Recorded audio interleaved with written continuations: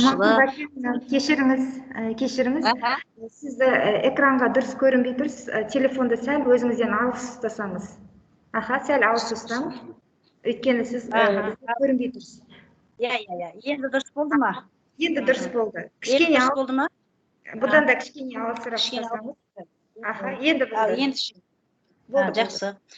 Құрметті оқушылар, кеш қонақтары, сіздерге енді бүгінгі кеш замандаса жылайды деген атпен беріліп отыр екен. Азды көпті өзім туралы айтып кетейін. Мен Жанғаза Мұқылбәкенқызы 1964 жылы осы Жамбыл облысының Талас ауданындағы Ақкөл деген кеңшарда өмірге келгенмін. Балалық шағымда осы ауылда мектепте оқып жүрген кезінде қалам ұшталып, осы әдебиетке, өнерге деген осы ұстаздарының берген білімінің нәтижесінде епті болдым. Сол кезде біз оқыған жылдары Республикалық Қазақстан пионері деген газеті болатын. Сол газетке есімде әлі ең алғашқы өлеңім шыққаным осы өмірдегі ең әлі күнге дейін есімде бір бақытты шақтарым болған. Және сол 81 жылы мектепті өте үздік бітіріп, сол кездегі Қазақстанда екі оқу орны болған университет, қазіргі Қазақ ұлттық университеті, ол кезде Казму деп аталатын, сол Қазақ ұлттық университетінің филология факультетіне оқуға түстім. Содан бері қарай міне осы ұстаздық жолында күні бүгінге дейін осы Қазақстандағы әр түкпірінде қазір менің шәкірттерім қызмет етіп, барлық Қазақстанның дамуына өз үлестерін қосып жүрген жайы бар.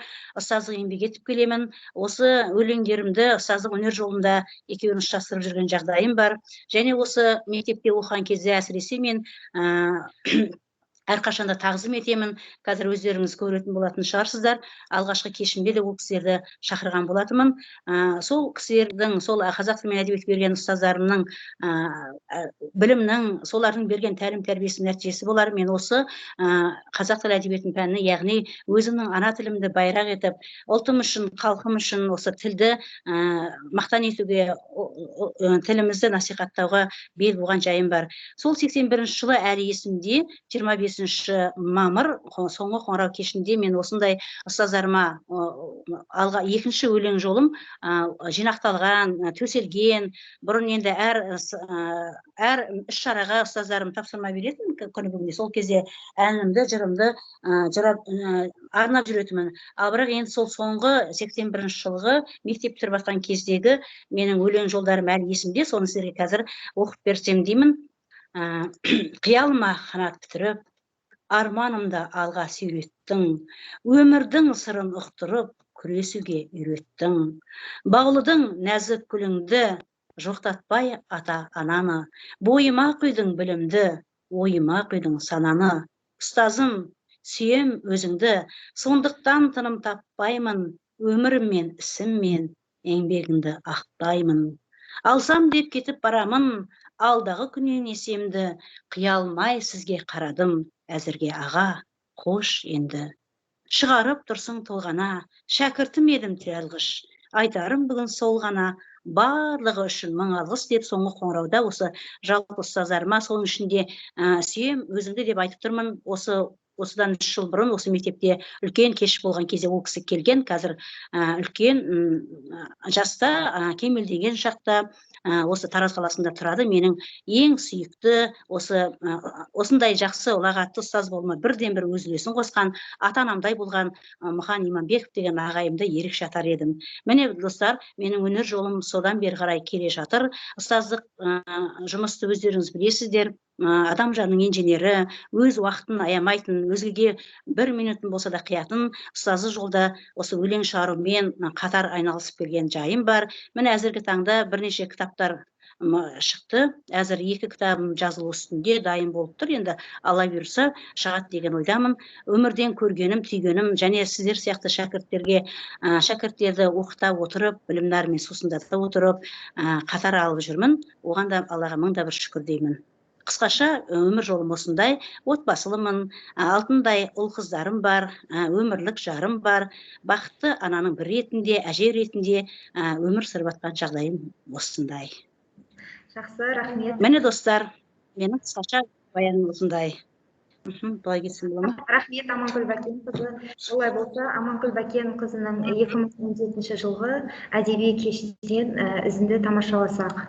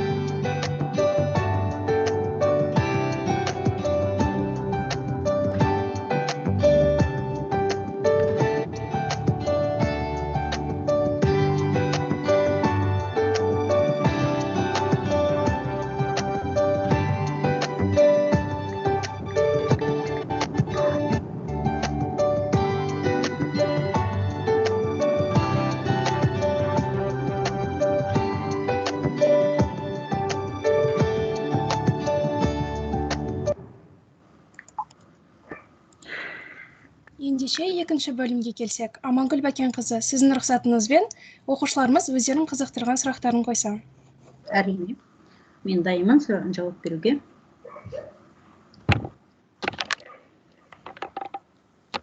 Балалар, сұрақтарыңызды қойыңыздар.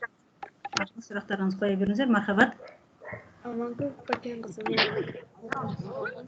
шәкірттеріңіз жайлы не айтар едіңіз? Қайталап жібересіз бе, маған анық естілмей жатыр? Шәкірттеріңіз жайлы не айтар едіңіз? Шәкірттеріңіз жайлы ма? Сонау 70-ші жылдардың бері қарай күні бүгінге дейін мен осы білім саласында қызмет етіп келемін. Алдымнан көптеген шәкірттерім ұшты. Жаңа айтып отырмын ғой, көбісі шетелде, осы Қазақстанның түкпір-түкпірінде, алдыңғы шепте жүріп жатқан жағдайлары бар. Күні бүгінге дейін мен хабарласып тұрады.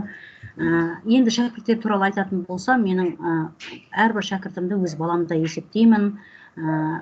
Барынша шын ниетіммен соларға тәлім-тәрбие беріп, өзімнің білгенімді, өзімнің қандай білім алсам, солай білгенімді үйретуге тырысамын. Оларды өмірдің әр саласында, әр жақтан көріп қалғанда сондай жас болашақ қуанып қалатыным бар. Және сол шәкіртті көрген кезде, сол оқушы кезіндегі менің алдымдағы бет бейнесі елестейді. Бұл да бір ұстаздың қуанышы шығар деген ойдамын. Жақсы, келесі сұрақ. Балалар, қандай сұрақ? Әпкеме сұрақ қойсам бола ма? Әрине. Өзіңіздің бойыңызда қай қасиетті жақсы көресіз? Енді біз адамбыз ғой, пендеміз, бойымызда әртүрлі қасиеттер болу заңды. Мен көбінесе өзіме қатты ұнайтындығы, мен өзімді жақсы көремін. Өзімді жақсы көру арқылы жан жағымдағы адал жандарды жақсы көремін. Және өтірік айтпайтынды, адал, ылғи оқушыларға да сіздермен қарап отырмын, менің сабақ беретін оқушыларым емес екен, балалар біледі. Мен өтірік айтпауды, не де болса адал шыншылдықпен, бір сөзбен айтқанда шыншыл болуды, адал болуды, соны жақсы көремін. Ең жақсы қасиетім, қан алдында болсаң да, қара алдында болсаң да, шындықпен басыңды кесіп алса да, бас кеспек бар, тіл кеспек жоқ деген шындықты айтуды жақсы көремін.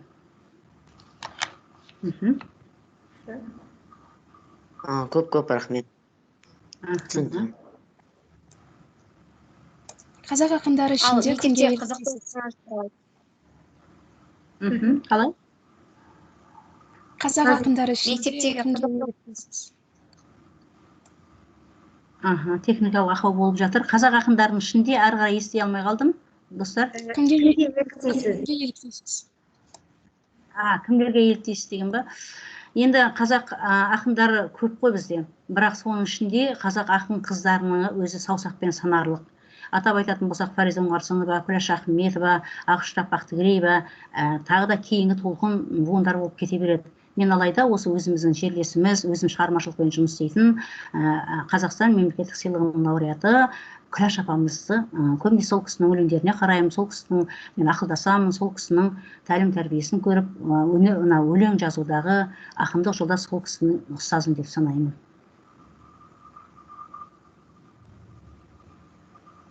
Жақсы, балалар, тағы да сұрақтарыңыз бар ма? Амангүл Бәкенова. Ал мектепте қызықты оқиғаңыз туралы айтып бере аласыз ба?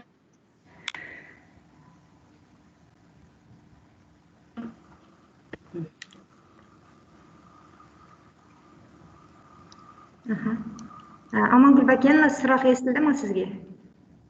Естілмеді, Мектеп қабырғасындағы жүрген кездегі қызықты бір оқиғаларыңызды айтып бере аласыз ба деп жатыр.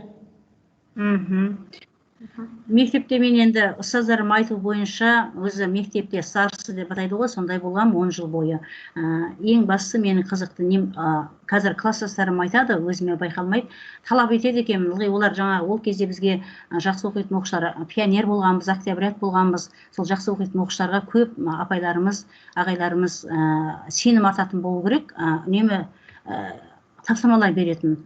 Біз көбінесе Тимур және оның командасы деген немен қарт адамдарға ауылда, сол аудан орталығында тұратын жақын маңайдағы үйлерде қарт адамдарға бөліп беретін еді. Сол кезде мен сыныпта 24 бала оқығанбыз. Солардың қазір мен сыныптастарым айтады, кездескен кезде бөлініп, 7 оқушыдан бөлініп, әр апта сайын барып, сол қарт адамдарға біз көбінесе үйін жинап беріп, тазалық жұмыстарымен айналысып, тамағын істеп, шамам шарқымыз келгенде көмектесуші едік. Сол кезде енді арамызда болады ғой, бес саусақтың бірдей болмайтын сияқты, кейбір оқушыларымыз келмей қалып, сол келмей қалатын жағдайларда мен соларды кәдімгідей ұрсып, қатты ұрсып, кейде бір ойнап, ұрып жіберетін кезім болған екен. Өткенде бір класстастарым кездескен, соны айтқанда өзім әжептәуір ұялып қалдым. Бұл да менің сол және тағы да бір несі бар, Өтебай Ханахиннің Албырт шақ деген бір шығармасын оқып жүріп бір күні.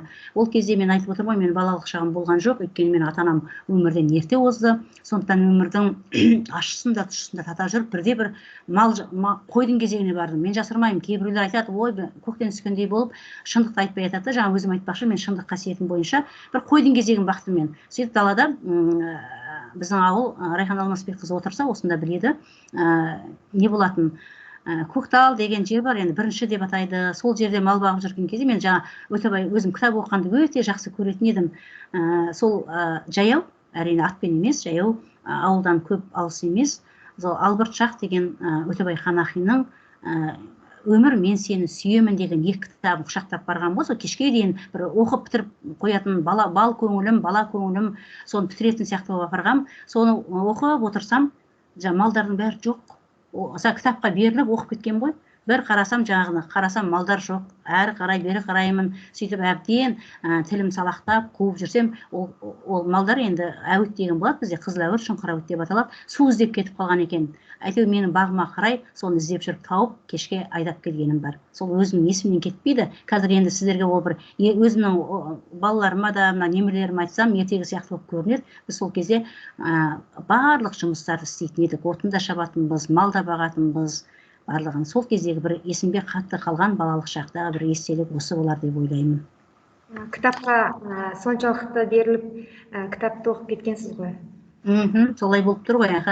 Менің бір сыныптасым бар, қазір уақыт болса айта кетейін, Бегімбаев Талғат деген, осы Тараз қаласында Тараз мемлекеттік университетінде үлкен қызмет атқарады. Сол өткенде айтып отыр маған, екеуміз жарысып оқиды екенбізді, мен бірдеңе кітаптың авторын сұрайды екен. Қай кітапты оқыдың, авторы кім депті. Сол да менің сол кітапқа деген құштарлығым, қазір осы оқушылардан соны талап етіп отырам, бірақ енді ол кезбен қазіргі кездегі балалардың мектепке, құлшынысқа, кітап оқуға деген қызығушылығы екі талай нәрсе. Тағы да балалар, сұрақтарыңыз бар ма? қоятын. Жақсы көретін ұстазыңыз туралы айтып бере аласыз ба? Қалай дедіңіз? Жақсы көретін ұстазыңыз дейді. Ұстазыңыз. Жақсы көретін ұстазыңыз дедіңіз ба? Мен енді оларды бөліп жарып айтпаймын. Ол кісілер қара юбка, ақ попты киіп, аппақ ақбормен тамаша түсіндіретін сабақтарын қарапайым, өздерінің әдіс тәсілдерімен, соның арқасында шығар мен мектепте өте жақсы үздік бітіріп, осындай дәрежеге жеткендерім сол ұстаздарымның арқасы ғой деп ойлаймын. Ерекше жақсы көретін сол мектептің директоры, мен үлкен үміт күтетін Мұхан Иманбеков ағай, жаңа сіздер суреттерде көрініп жатыр ғой.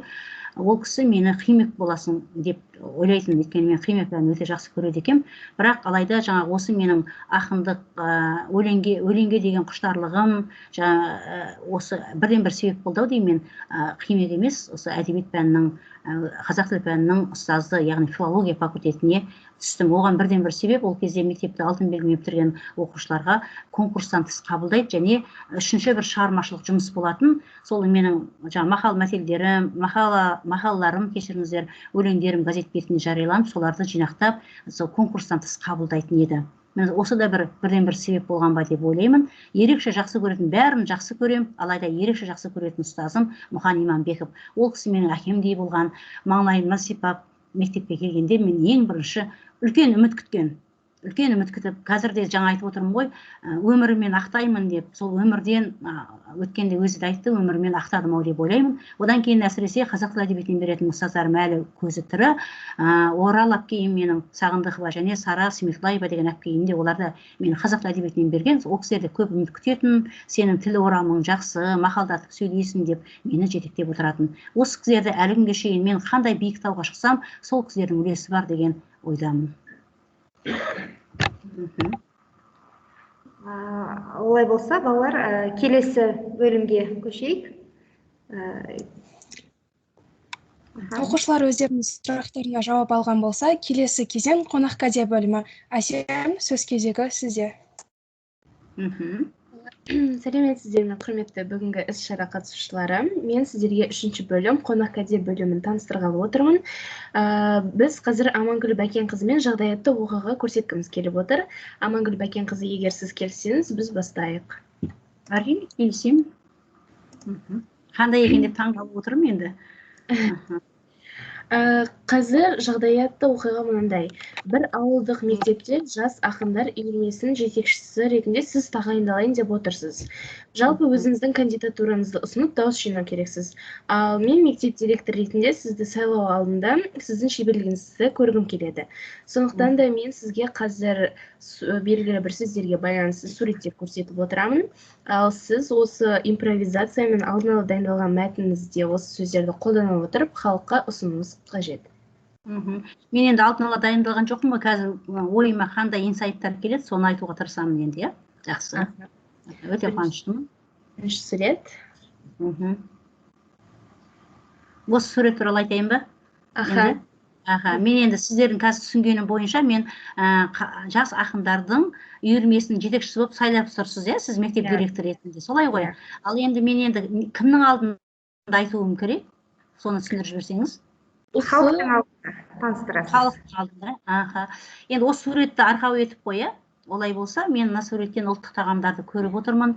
Енді мен жас ақындар үйірмесін басқарғаннан кейін әрине мен халқыма, мынау ата-бабаларымыз бұрыннан келе жатқан, ғасырдан ғасырға келе жатқан ол қазақтың салт дәстүрлері. Мен бір бөлшегін ғана көріп отырмын, ұлттық тағамдар көріп отырмыз.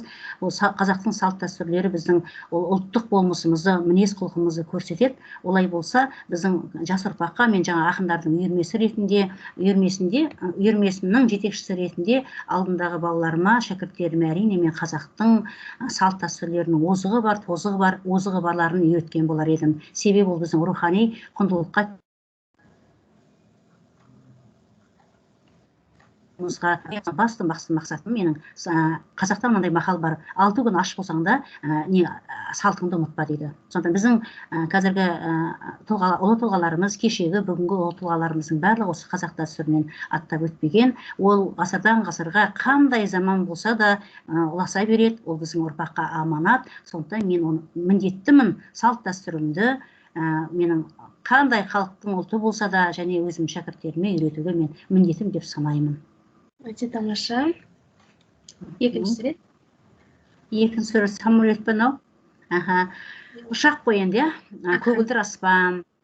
Мен енді сол өмір бойы ұстаз болып келетіндіктен жас ұрпаққа өзімнің шама шарқым келгенше барлық білімімді, тәрбиемді, өнегемді көрсетіп келемін. Сондықтан да Қазақстан Республикасының жастарын, еліміздің жарқын болашаққа дамуы үшін ұшақ деген биікте тұратын ғой.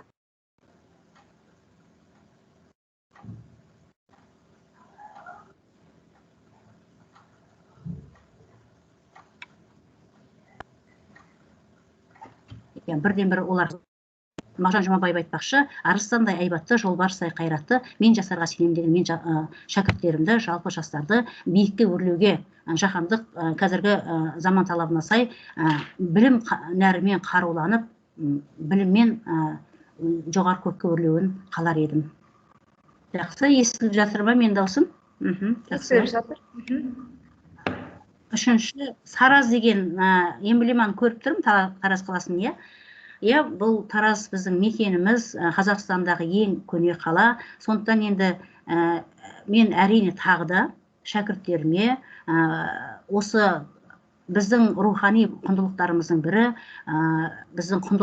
бірі осы ескерткіштерді қорғау, біздің мемлекетімізде қалаларымыздың барлығын тарихын білу. Соның әсіресінде мен мақтан тұтамын осы Тараз қаласына тұрғаныма, себебі бұл 200 мыңдық тарихы бар, үлкен кішкентай қала болса да ескерткіштерге бай қала. Сондықтан мен өзімнің шәкірттеріме осы қаланың ауасын жұтып, суын ішіп отырғандықтан, осы қаламыздың мәдени, экономикалық дамуына өз үлесімізді қосуға шақырған болар едім.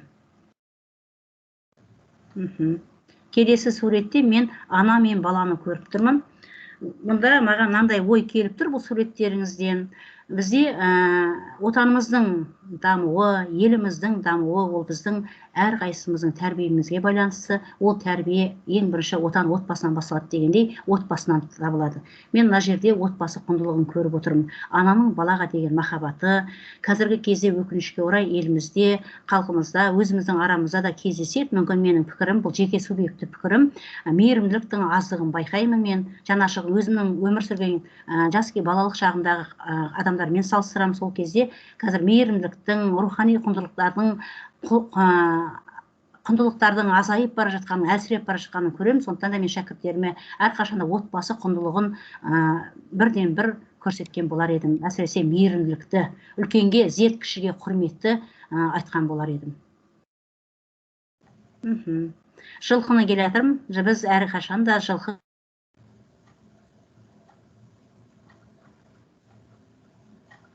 Естімей қалды даусыңыз, Аманкүл Бәкенова.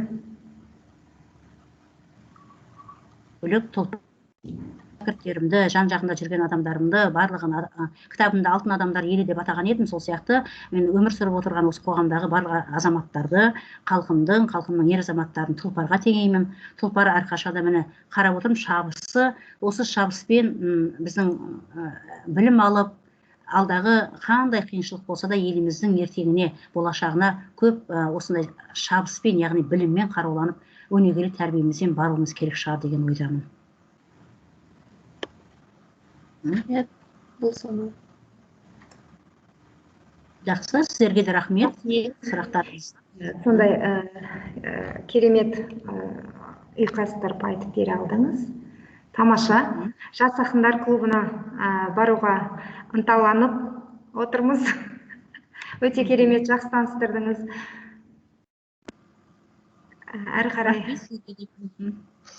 айта беріңіз. Менен тосыннан келіп атқаннан кейін ойыма не келді соны айтып жатырмын. Иә, Нұрай, сізді тыңдап отырмын. Жатыр іште ақынның сыр жырлары, жалғасатын сезімдердің қылдары, өткір ойлар, жылы тұнған сезімдер, ең шипалы жүректерге бұлтары. Деп ақын шығармашылығына кезек берсек, өлең оқуға ынталы, мәнелеп оқуға қызығатын оқушыларды шақырамыз. Аманкүл Бәкенованың өлеңдерін оқиды. Олар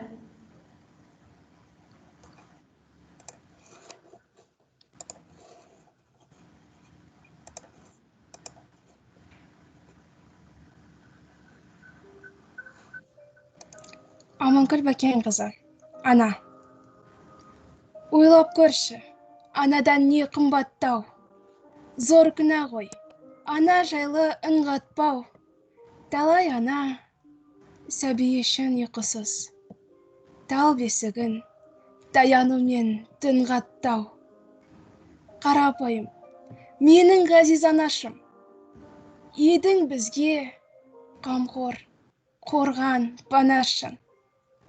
Жасым егде тартса дағы әлі күн, жүрегімде шырақ болып жанасың.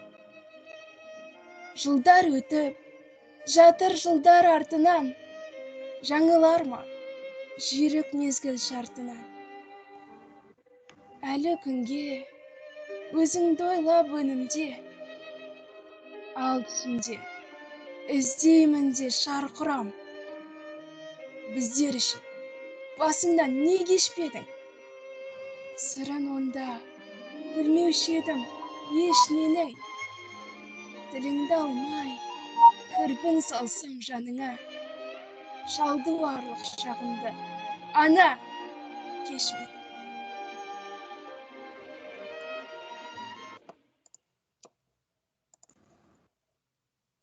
Рахмет.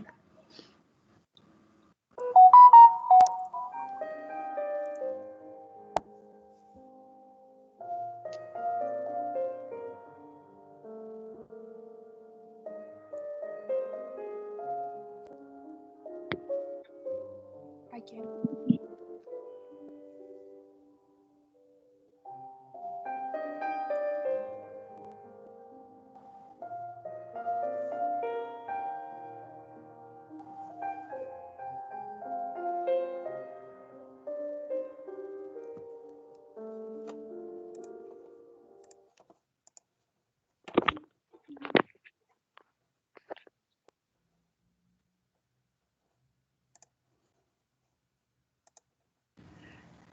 Айкенде кішкене луговойда тұрады, сеть дұрыстамай тұрған сияқты.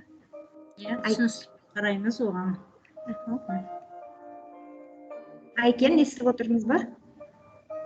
Нұрай оқи берсе болады. Нұрай оқи ғой.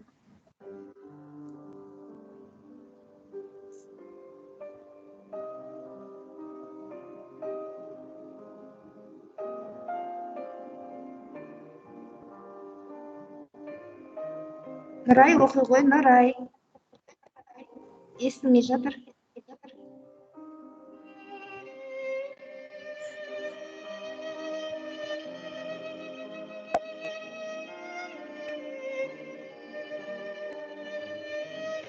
Әпке кешіріңіз, Назерге демонстрация қойса болады ма? Назерге демонстрацияны қоса ғой. Нұрай оқиды.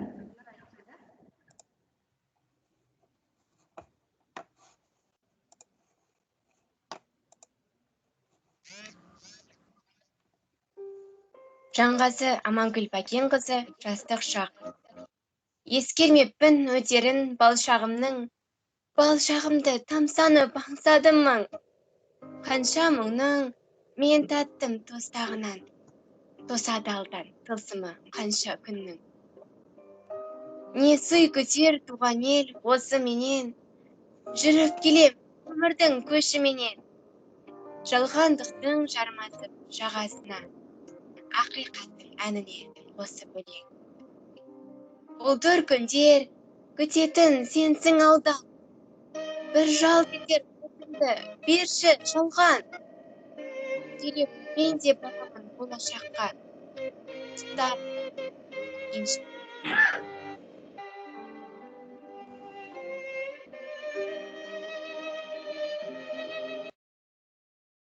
Жақсы. Айкен, қосылдық па?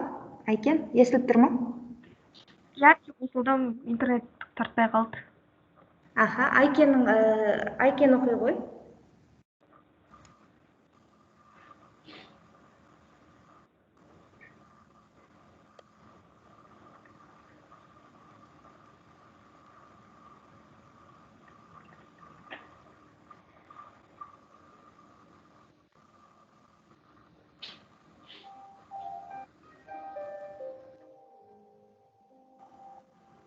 Жанғазы Амангүл Бәкенқызы. Бір үзік сыр. Жазбасымды білмеймін жазарымды. Аударғанмен әр нәрсе назарымды. Жазбай қойсам қаламым жетімсіреп. Ауырлатып қоярдай азабымды. Ақ алмастай алмассам қайраттанып. Кететіндей мына өмір жайдақтал. Ақ парақты досыммен сырласпасам. Нар көңілім жүрер жайрап қал. Шуақ шашып жырларым жүрсін менің, өрнектейін өлеңнің гүл шелтерін. Сәби күлкі төксін тек арайлы әлем, естімейтін дүние күрсінгенін. Жетегіме жүргейсің жырым бүгін, білесің бе өлеңмен ғұмырлымын. Асау тайдай арқанға оратылған, теңтектігің ұнайды қыңырлығын. Ойларым көп бұрымдай өрілмеген, қызғалдағым жырларым терілмеген. Қанатыма күш беріп қолда әркез. Ақ қызды періштем сенім деген. Юкас, айтса көпсің ғой.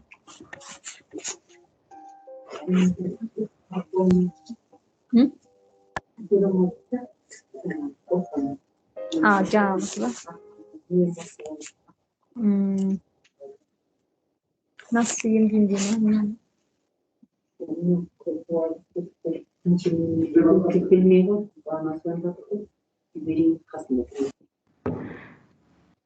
Әрі қарай жалғастырамыз. Қалмұхамед. Аяна көрмей отыр. Япке. Аяна оқи ғой. Амангүл Бәкенқызы, мақтаныш етем мамандығымды. Бір қызы боп туылдым да қазақтың, оның дастан жырын жидым ойыма. Қазақ тілі теңдесі жоқ ғажап тіл, сүті менен сіңді анамнан бойыма. Айналама үлгөнеге тараттым, ұстаздық болды асыл арманым. Елін, жерін, көлін сүйдім қазақтың, қазақ тілі мамандығын таңдауым. Көпке үйретіп тонқсырлы тілімді, азды көпті абыройға бөленген. Ана тілге арнап күн мен түнімді, тұнығынан қанбай ішіп келеммен. Тіл үйрену барша үшін зор міндет, тілім алтын діңгек ғой ділімнің. Аттан ысқа тіл үшін бұл елдің деп, мақтаныш етем мамандығымды. Тамаша, керемет. Келесі. Кеме оқиын. Оқи ғой. Амангүл Бәкенқызына сөз өнерін меңгертіп білім берген, ешқашан реніші білінбеген. Жақсы ұстаз тәліміңіз, бізге үлгі, жайдары мінезіңіз күлемдеген. Ақын ұстаз өз ісінің шебері, қазынамыз бізге көп қойып берері. Мерейіңіз үстем болсын қашанда, асыл жансыз ақыл ойдың кемелі. Керемет, тамаша, жақсы. Олай болса, әрі қарай жалғастырамыз кешімізді. Ендігі кезекте бізде Тосын сый бөлімі, Ұлболсын Мақсатовна, сөз кезегі өзіңізде.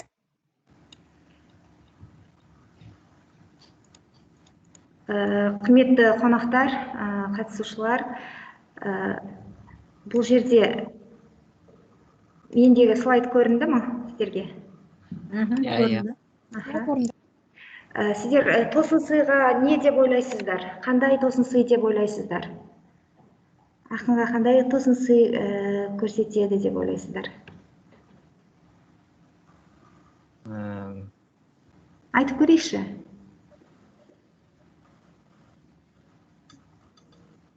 Тосын сыйға Амангүл Бәкенқызына үлкен бір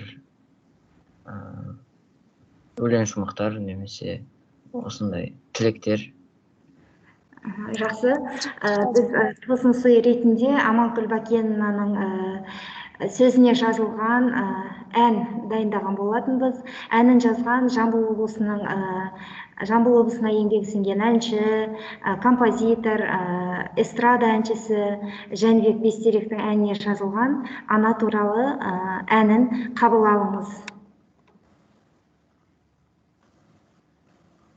Амангүл Бәкенқызына бұл ән сіздің сөзіңізге жазылған. Рахмет.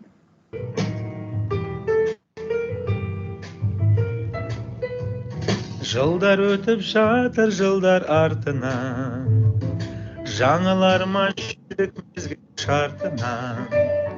Әлі күнге өзіңді ойлап өңімде, ал түсімде іздеймін де шарқ ұрам. Біздер үшін басыңнан не кешпедің, сырын онда білмеуші едім ешненің. Тіліңді алмай кірбің салмай жаныңа, шалдуарлық шағымдана кеш менің. Біздер үшін басыңнан не кешпедің, сырын онда білмеуші едім ешненің. Тіліңді алмай кірбің салмай жаныңа, шалдуарлық шағымдана кеш мені.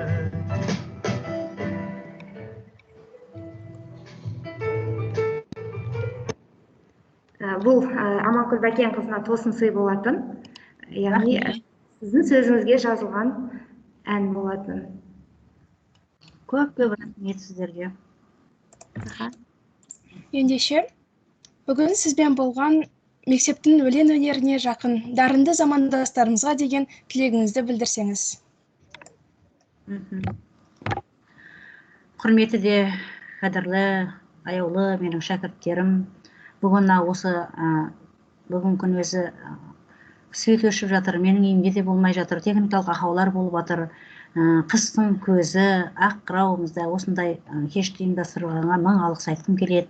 Тағы да ол болсын апайларыңызға, сіздерге көп рахмет айтқым келеді. Және сіздерге ұстазы жолында азы көпті түйгенім бар. Біріншіден бағана отбасы құндылығы деп айтып жатырмын.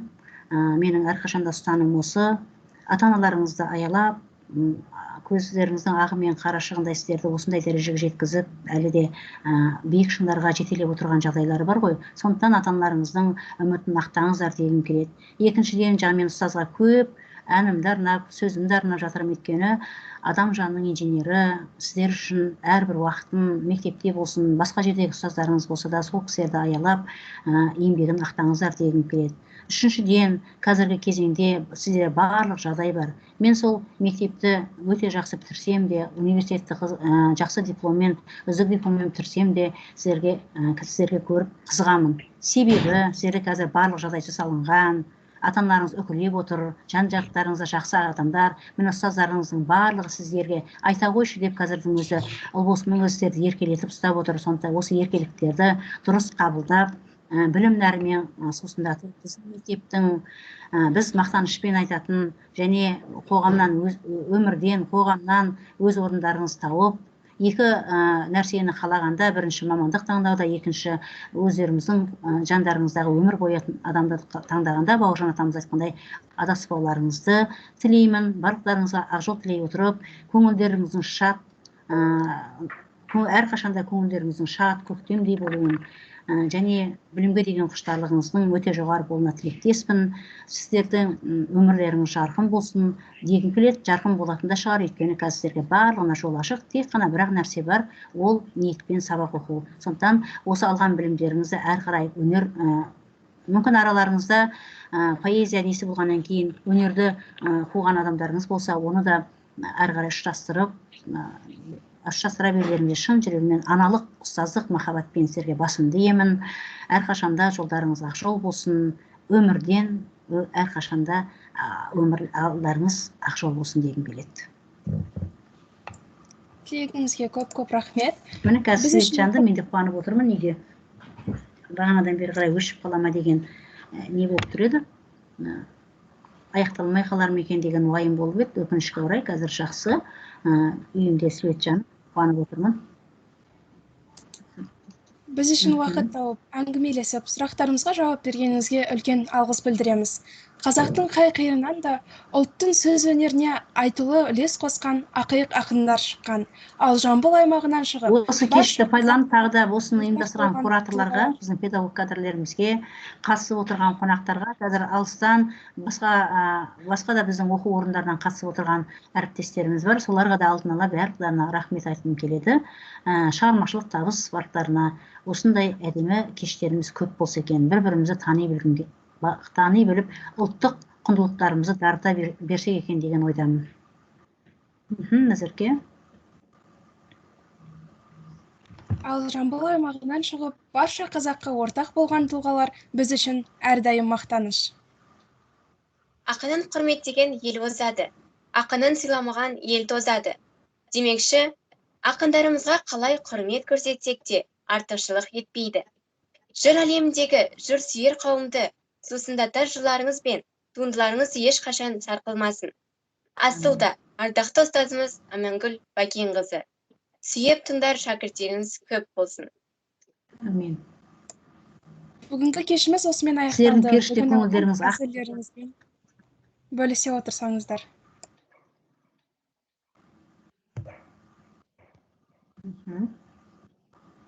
Құрметті қонақтар, бүгінгі кешіміз осымен аяқталды. Енді қонақтардан бір-екі ауыз тілек немесе кері байланыс тыңдасақ деп отырмыз. Құрметті қонақтар, бүгін біз Амангүл Бәкенқызының жалпы шығармашылығы жайлы, өмір жолы жайлы және сондай өсиет сөздері жайлы тыңдадық және әртүрлі ақыл кеңестермен бөліскен болатын. Кеш соңында өздеріңізден кері байланыс сұрағалы отырмыз. Бір-екі ауыз тілек айтып өтсеңіздер. Сәлеметсіздер ме, құрметті оқушылар, мұғалімдер. Бүгінгі замандастар жырлар аясында өтіп жатқан әдеби кеш, жыр сүйер қауымның ақынмен жүздесуі, онлайн жүздесуі құтты болсын дегім келеді. Жалпы Жанғазы Амангүл Бәкенқызы осы ұстаздық жолмен қатар өлең қатар алып жүрген шығармашылық тұлға деп айтар едім.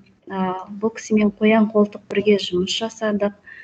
Білікті ұстаз болумен қатар осы жырлары арқылы біздің жас ұрпақтың, өскелең ұрпақтың бойына адамгершіліктің, ізгіліктің дәнін себе білген осы ақын деп айтар едім.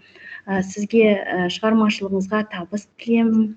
Алдағы уақытта өзіңіздің жырыңызбен жас ұрпақты сусындатып, қаламыңыз ұштала берсін.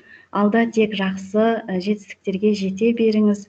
Өмірде де, жұмыста да тек табысты болыңыз. Алдағы қадамдарыңызға гүл бітсін. Жалпы осы бүгінгі кешке қатысып отырған барлық оқушыларға алғыс білдіргім келеді. Жалпы жыр әлеміне осы жас біздің өнер сүйер қауым уақыттарыңызды бөліп арнап жатырсыздар. Кеш құтты болсын, әлде жалғасын табады деген сенімдемін. Рахмет, Айжан Ақалиевна. Өте қуаныштымыз сізді тыңдағанымызға. Біздің бұрынғы әріптесіміз Алматы қаласының өз ақ тілегін, ақ жарма тілегін арнап жатыр. Үлкен рахмет сізге. Тағы оқушылар ішінде бар ма? Қонақтардан болсын, өз кері байланысын білдіретін оқушылар. Қайырлы күн әріптестер. Ой, қайсымыз сөйлейміз?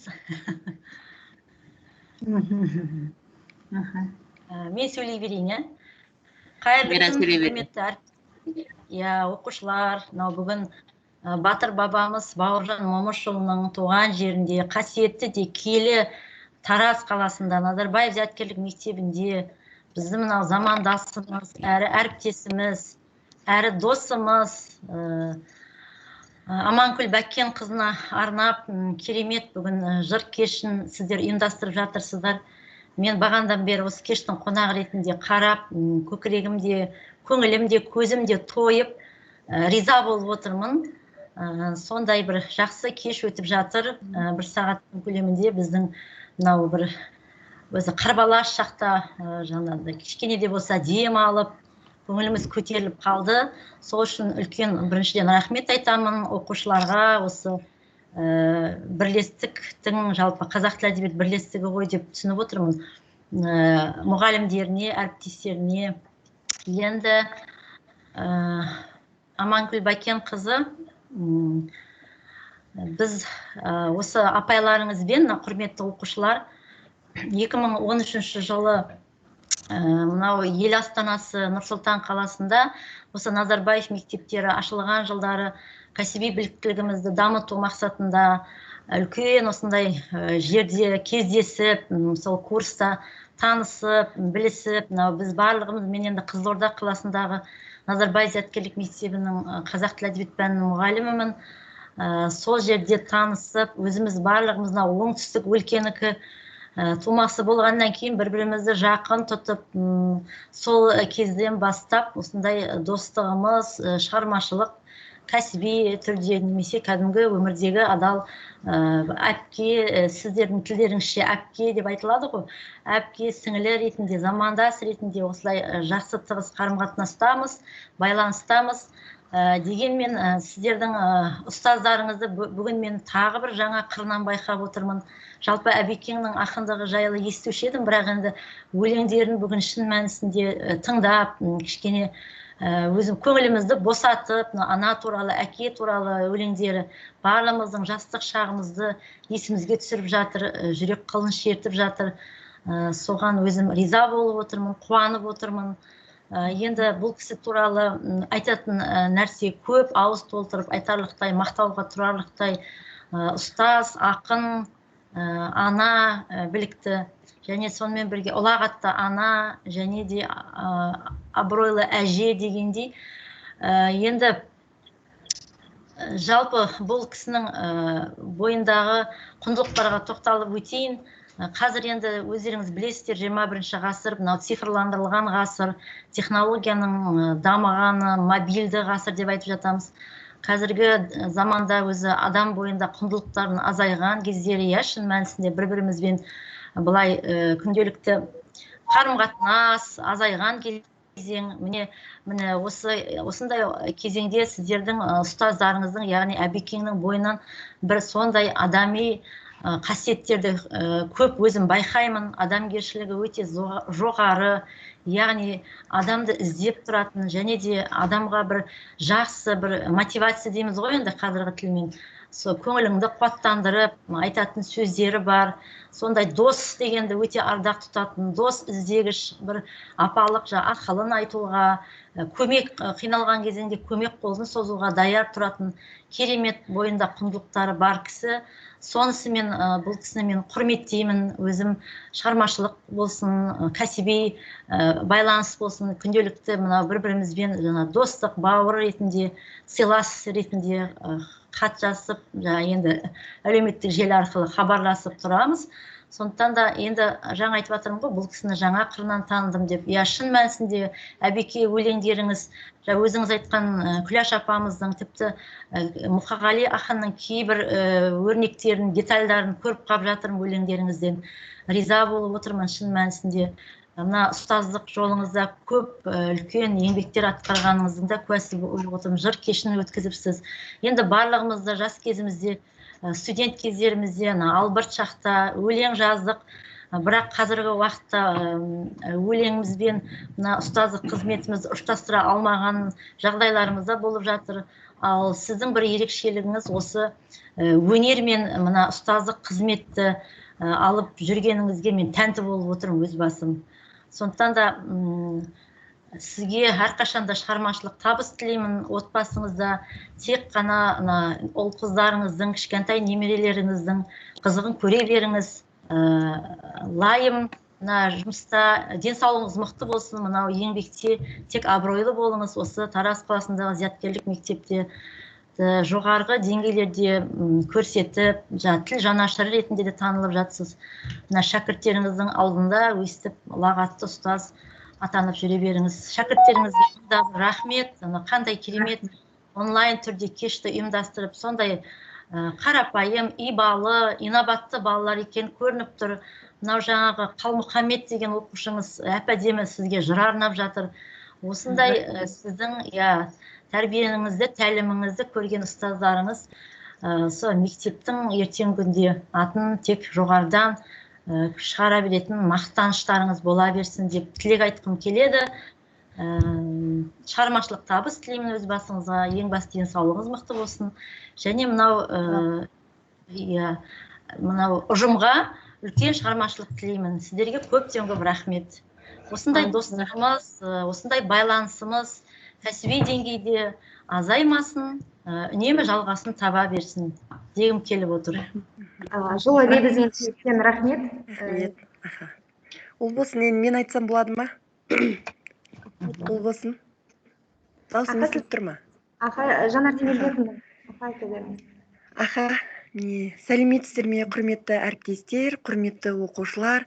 Бүгінгі кеш бір үлкен, тамаша, бір мағыналы, мазмұнды кештің куәсі болып отырмыз, балалар. Мінекей, балалар қандай керемет орындап, қандай әдемі өлеңдерін арнады, қандай әдемі жаңағы ойындарын ұйымдастырды. Мінекей, тамаша, керемет. Мінекей, бұл ұйымдастырған кураторы қандай әдемі жылы лебізін осындай ұйымдастырып отыр, жылы лебізін білдіріп жатыр. Мінекей, осы арнап жатқан кештің барлығы осы айналып келгенде, мінекей, бұл жерде ең негізгі басты себеп осы Аманкүл апай болып тұр. Міне, Аманкүл апай мінекей керемет деп айтуға әбден ауыз айтып, толтырарлықтай керемет кеш болды.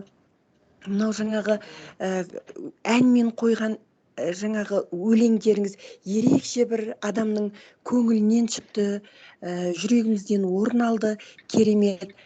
Ұстаз ретінде де, ана ретінде де әбден сізді мақтан тұтамыз. Сіз әрбір оқушының өзін кәдімгі өз балам деп қарайсыз. Жан жүрегіңізбен жақсы көресіз. Жаңа айтып жатырсыз ғой өзіңіз, адал болғанды, әділдікті жақсы көремін деп. Мінекей, сондықтан да сіздің жүрегіңіз кең болғандықтан әр бала сізді жақсы көріп, шын жүрегінен сізге қандай әдемі әндерін арнап жатыр сізге. Абайда мынадай сөз бар ғой, адам бойында дейді, жаңағы ең бірінші адамгершілік қасиет, ізденімпаздық, білімділік. Осы үш қасиет адам бойынан табылып жатса, онда басқа бір кемшіліктерді кемшілік деп санаудың қажеті жоқ дейді. Мінекей, осы үш керемет қасиет, құндылықтың барлығын сіздің бір өзіңіздің бойыңыздан көруге болады. Сондықтан да мінекей, сізді барлығымыз біз құрмет тұтамыз, балалар да, оқушылар да, мұғалімдер де. Сізбен біз мақтанамыз, жұмысыңызға шығармашылық тілейміз. Осындай шығармашылық кешіңіз ары қарай жалғасын таба берсін. Рахмет, Жанар Темірбекова. Маған неге жазып жатыр, Ұлбосын Семейден сөйлейміз деп, сол кісілерге сөз бересіз ба? Мағанбай Айгүл деген кісі жаңа шығып еді. Құрметті әріптестер, мен анау әріптес ретінде бір-екі алты тілегімді айтайын, уақыт деген созылып бара жатыр. Құрметті оқушылар, құрметті әріптестер, жүрсер қауым, бүгінгі мынау бір тамаша кештің куәгері Амангүл Бәкенқызы. Бұл бірінші емес, Амангүл апайдың шығармашылығына арналған біздің мектебіміздегі екінші шығармашылығы кеші. Амангүл апке, енді сізге екеуміз бір ауданның қасиетті Талас топырағының тумасымыз, бір ауылда өскенбіз, сондықтан қай жағынан болсын екеуміздің рухани байланысымыз әрқашан арта береді. Сізге тек қана шығармашылық табыс тілеймін. Жаңа айтып отырсыз, екінші кітабымды, екінші жинағымды жинақтап жатырмын деп. Сол кітабыңыздың тұсаукесерінде жиналайық.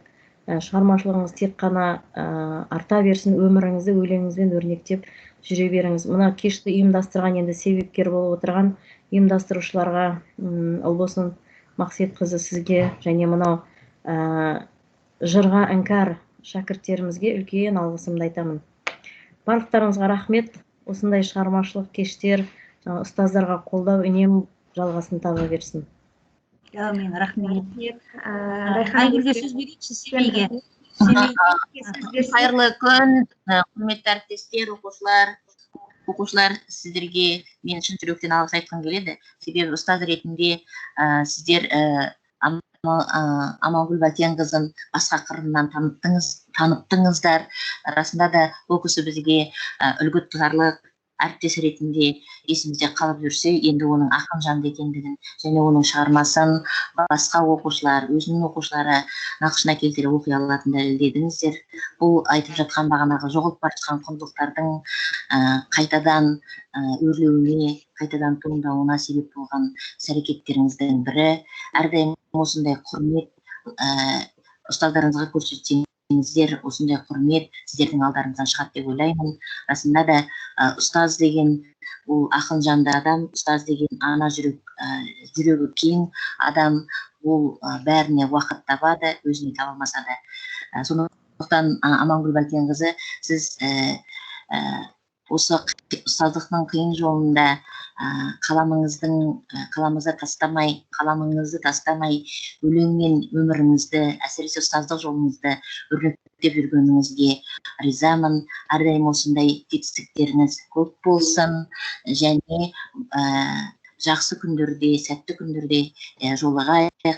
Бүгінгі кештеріңіз үшін алғыс айтқым келеді. Рахмет сіздерге. Өте мағыналы, мәнді кеш болды. Рахмет. Рахмет Айгүлге. Рахмет сізге. Семейден Айгүл Бағдәулетқызы, Семей қаласындағы Назарбаев жастар мектебінің қазақ тілін әдебиет пәнінің мұғалімі.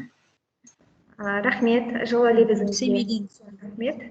Міне, құрметті ұстаздар, қатысушылар, оқушылар, біз негізі бұл кешті біз мектепшілік деп бастағанбыз басында.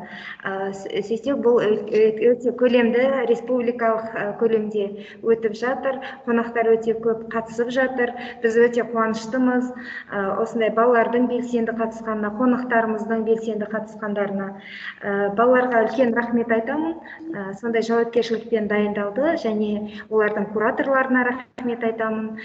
Мен өзім осы Назарбаев зияткерлік мектебінің кураторы Рахметова Ұлбосын Мақсетовна. Бір ауыз бола ма екен? Ұлбосын Мақсетқызы. Әрине болады. Аха. Ұлбосын Мақсетқызы. Аха. Бір ауыз болар ма екен? Аха, айта беріңіз, айта беріңіз. Ресми атыру деймін. Айта беріңіз. Мен мынау ұялы телефоным неғып жатыр, толып кетіпті. Енді айтып кетейін, аманат болмасын. Енді уақытқа бәріміз бағынамыз. Уақыт деген тапшы, 1 сағат көлемінде болды. Біріншіден сіздерге алғыс айтып отырып, мына жан жақтағы нештерден Атырау, міне Ақтау шығып тұр, және Қостанай шығып тұр. Ол кісілердің барлығы кейбіреулер қосыла алмапты, біздің міне суреттерін салып жатыр. Сол осы кешке өздерінің алғыстарын, әсіресе мынау менің көріп отыр, бірақ шалмай отырмыз дейді. Біздің Елмира Молдабектің өзі де шығып кетті. Сондықтан сіздерге осыны ұйымдастырып отырған Ұлбосын Мақсетқызы, сізге мынау жыр сүйетін әдемі де алтындай біздің шәкірттерімізге және қонақтарға алғыс айтып жатыр. Сондықтан сіздерге тағы да рахметімді айтқым келеді. Осындай әлі де біздің арамызда мен сияқты, міне менің өкшемді басып келе жатқан Райхан Алмасбекқызы отыр. Сол сияқты біз ақындар бар. Солардың жұмысын әрі қарай жалғастырып көрсете берейік. Сіздерге көптен көп рахмет айтқым келеді. Кураторларға, Ұлбосын Мақсетқызы, өзіңіз бас болып қолдап отырған шәкірттеріме Алладан мың алғыс, әрқашан еңбектеріңіз жана берсін. Алтын уақыттарыңызды қиып келгендеріңіз үшін алғыс сіздерге. Үлкен рахмет айтамын. Және қонақтар сіздерге де алғыс.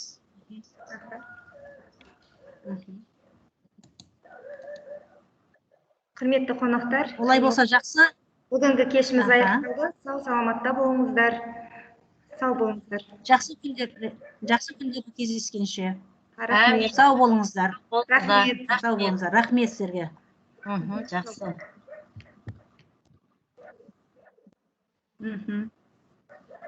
Рахмет.